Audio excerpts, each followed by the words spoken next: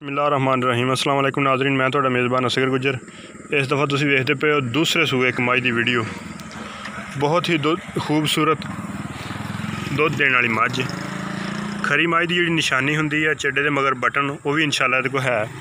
तो बिल्कुल बरीक चमड़ी की मझ भाई जी, कागज़ वर्गी चमड़ी, मुछ बग्गी, अखां चिट्टियां सफेद, सिंग कुंडा, चारे थानी मुठ मुठ ते विरल भी चंगी 5-5 फुट दूर थन मझ दी ते दरम्याना कद आई, फुल खूबसूरत आ। ते अगर साढ़े किसी भरा नूं पसंद आउंदी ते साडे नंबर ते रबता करो। नंबर साडा 0300 56 72 355, लोकेशन आरफ वाला।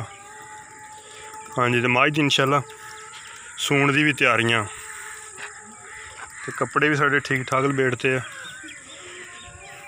तो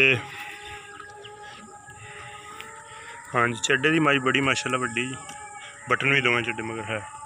तो हुण तुहानूं इहदे मुੱਲ दी गल दसने आ जी। आ जी भाई बराड़ सन की इहदा किन्ने सूए है? दूजे सूए। ते इहदा मुੱਲ जायज़ ही मंगना जिन्ने दे। ते नंबर तुहाडा? 0301 हाँ 78 98 872। लो जी नंबर सुन लो भाई जी, 78 98 872 0301। ये चाचे का नंबर है। इस नंबर से रबता कर सकते हैं। अगर मेरे नाल रबता करो, मेरा नंबर है 0300 56 72 355। यही व्हाट्सअप नंबर है, यही ईमो का नंबर है। मझ जी बिल्कुल खूबसूरत भाई जी। हाँ जी,